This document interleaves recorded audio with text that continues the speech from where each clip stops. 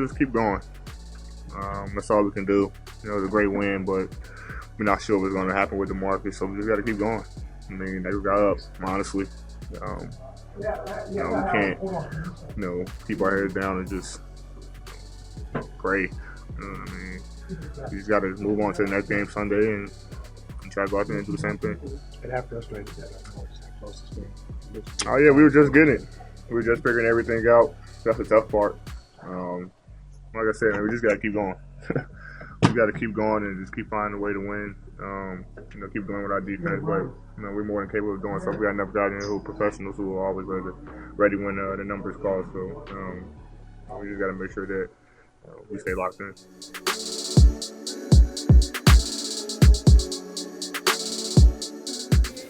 Non-Spurs Phil also he was injured. Marcus Cousins. Anything on that? Oh my gosh, Andrew sucks.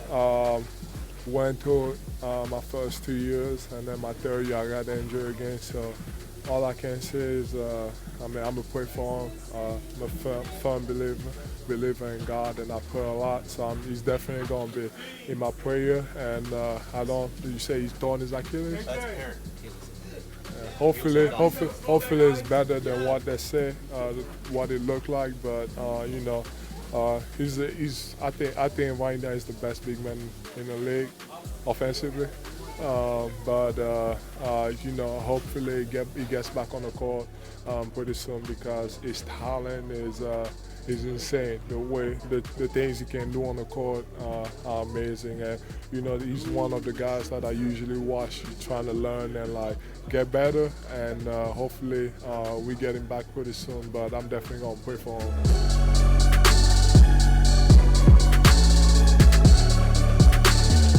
But I'm starting to wonder if they believe they can't beat the Warriors, if they are really unmotivated to get back to the finals and get swept or beat in 5 or whatever it might be, and that could affect them as far as getting out of the East. Do you think there's anything there as far as, that could be the case with this team, that they just don't, not that they don't want to get to the finals, but subconsciously believing they really don't have a shot against Golden State, they may just not be able to get themselves up enough to even, come out of this rut and even get to the finals? That is a great point, a very prescient observation, and it's correct. it is correct. I think if I walked in there today at practice and do you really think? Do you think you can beat the Warriors? And if you don't, is that depressing you for how you're approaching the rest of the season? LeBron or the rest of the players would say we can't be thinking about Golden State right now. We got to fix ourselves. Yeah. But the truth is, those 2 Golden State games that they played, the scores were close.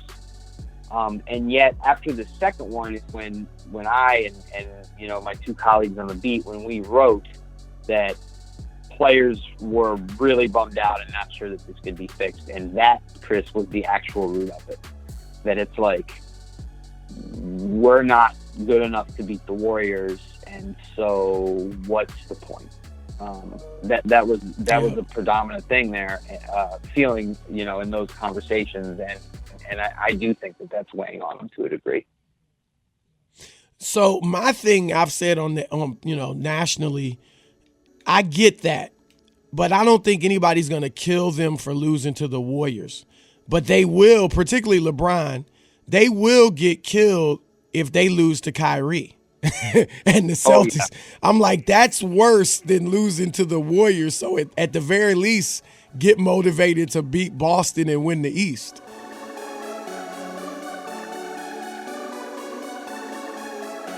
Man, it'll be fun, man. AllStar Weekend is just an enjoyable experience. It's a time for us as competitors to, get together and we're not necessarily with our teams and going against one another. And, it's great to see the 2 captains. They chose who they who they felt were for best fit for the team, and I'm glad that I'm playing with a bunch of great players. Do you ever reminisce? LeBron said it would be a good weekend to reminisce about old times winning the championship. Are you a nostalgic kind of guy like that? Well, I mean, I think you've heard it if you've talked to championship winners before. But when you're on that championship team, it's a bond that can't be broken forever. I mean, it's just going through that the way we created history. I mean, we're the only team in history to come back from 3-1. And that's something that will be etched in NBA history for life. And that's always a connection and something that we can always reminisce about, no matter what. It's an incredible bond that we built as a team. Individually being tested at the highest level and doing something that you can remember for the rest of your life and tell your kids about one day.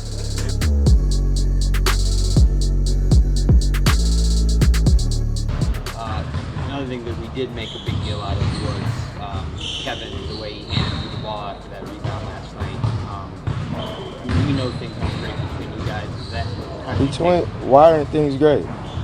Well, you called him out on Monday. What did I call him out for? Practice, missing the game with the headaches. To be real, I didn't call him out. I asked him why wasn't he at the game during the game supporting his teammate. And then after the game, I asked him I didn't ask him because he wasn't there. So I was seeing where he was. So I didn't call him out any. So those reports that whoever's saying that, there's no bad blood between me and Kevin Love. We go back to 5th and 6th grade. I asked the question where he was, and it was never clarified. And that's all it was. So the rebound, did he say anything about the rebound? He wasn't asked about it, but I mean, the optics were, he grabbed it and instead of flipping it to you or bouncing it, handing it, he bent over and kind of dropped it to you. And you see, I was smiling right after. Did you see that part? Okay, then. Like, there's nothing between me and Kevin Love at all. I approached him about a situation, and it went out of house like it shouldn't have been, but it was nothing bigger than what the world was trying to make it, like some type of beef between me and him. It's never been that, and I've never been that guy to do that. So to clear all that false whatever everybody's writing up, because that's not cool at all.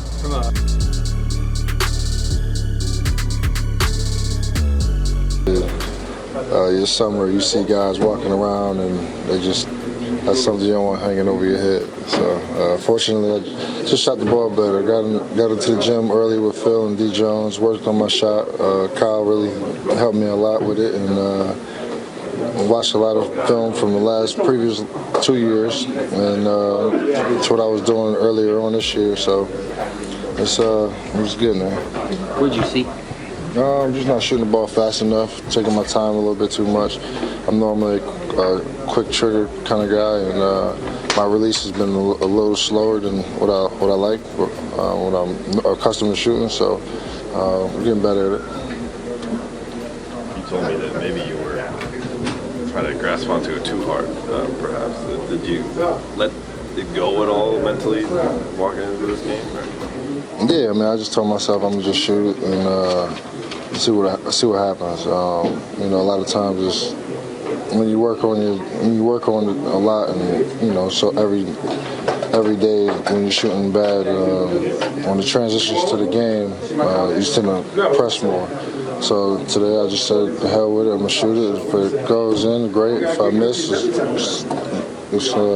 shooting percentage can't get no lower. So On you to shoot more.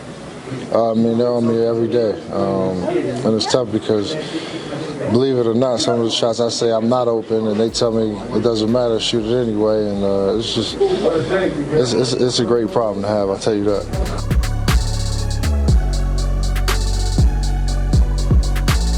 We've gone over and over it with your hip, leaving that out. Do you feel like you are fitting here within the offense and the other stars? Do you feel like that is sort of the... I mean, not as well as I want to right now, but it's gonna take time. Like, I'm in a whole new situation. I'm used to having the ball every play. I'm used to making most of the plays. So I got to figure out, and this team has to figure out we can use each other's strengths and use that as a positive. And it's gonna work out. It just takes some time. And I'm not back to who I am. So like, I'm trying to figure out how to play with LeBron. I'm trying to figure out how to play with Kevin Love. At the same time, trying to get my rhythm back in real live action. So that's gonna take time. And I mean, I'm not panicking. I don't think anybody in this locker room is panicking, but the people outside this locker room, which is fine. They're entitled to their own opinion. But one thing about me, I'm gonna keep pushing. I'm gonna keep grinding, and it will work. At the end of the day, it will work, and I'll figure out how to use my strengths with this team and vice versa. Pushing, and that's all I've ever done. And at the end of the day, I feel like we have a good chance of making this work, and we'll see what happens. When you had your first 2 games back and you scored 17 and 19, everybody was very excited. And then you even said after a while, like, well, that was better than it should have been, Yeah. right? So then, you know, in your first 8 starts, you guys were outscored by 23 points per 100. So would you say that it looked worse than you thought it would or should? Did it get worse than maybe it should have been? Or I mean, we just wasn't playing well. Like, no matter what you lose by or no matter what it is, I think there were just 2 games that really stood out. And that was Minnesota and Toronto. And other than that, even that OKC game was not a good game for us. But other than that, like the problems we have now are the problems we had in November on that night, 19 out of 20 wins. Like we've been the lowest 5 defensive team in the NBA the whole time. So when I come back, why is it's my fault now? Like that's which life isn't fair, but that's not fair, bro, at all. And I just laugh at those things because I know in this circle, in this team, everybody believes in each other and everybody's in here for it to work and for us to be playing in June, and that's the ultimate goal.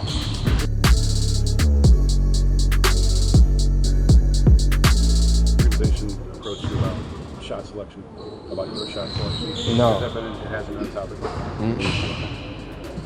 What do you think about that? I've had people in that locker room kind of wondered about. Ooh. I can't tell you who. And it's like that. I'm just. I mean, if they worried about my shot selection, they must not seen me play the last few years. Like that's all I can say about that. If somebody's worried about that, what did you trade me here for?